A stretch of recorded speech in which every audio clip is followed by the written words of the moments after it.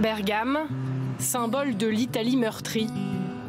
La ville martyre, silencieuse depuis 2 mois, s'anime peu à peu. Les habitants commencent à ressortir. Je suis comme sur une autre planète. C'est très étrange après 2 mois de retrouver l'espace extérieur. C'est pas facile de reprendre les bonnes vieilles habitudes de passer du confinement au métro boulot dodo.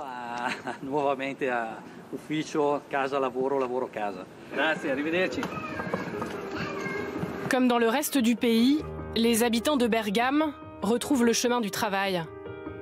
Dans cette usine, les portes ont rouvert hier matin avec une organisation bien différente.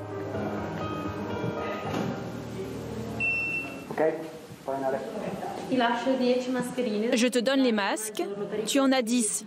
Tu dois les utiliser pendant 10 jours et tu les jettes bien dans la poubelle.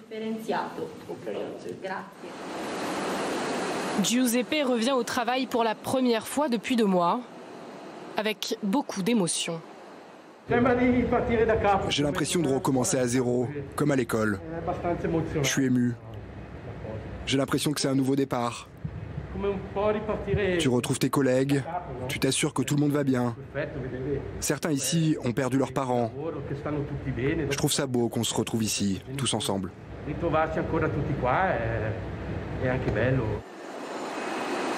Avec le bruit des machines à tisser, Giuseppe retrouve ses marques. Un quotidien rassurant. Quand on était bloqué à la maison, on était très inquiets.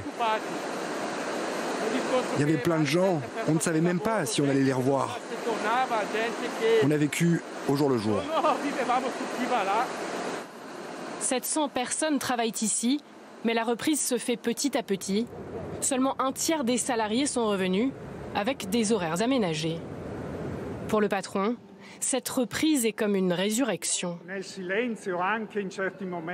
Ce silence pendant 1 mois et demi, il était agréable au début, mais il est devenu assourdissant. Et surtout à Bergame, avec sans cesse le bruit des ambulances. Aujourd'hui, le son du métier à tisser, les vibrations qu'on entend depuis nos bureaux, c'est synonyme de vie pour nous. Ça veut dire que l'entreprise ressuscite. Le retour à la vie est dans les rues du centre de Bergame, le retour au petit bonheur du quotidien. Rien que le fait de se saluer, même de loin, sans se toucher, de prendre un café à emporter, c'est quelque chose de spécial.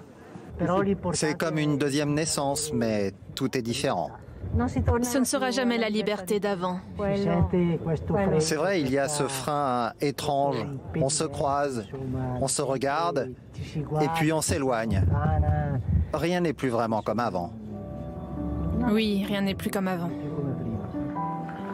Avec 1 semaine d'avance sur nous, nos voisins nous préviennent. Sortis du confinement, ils découvrent que leur pays n'est plus tout à fait le même.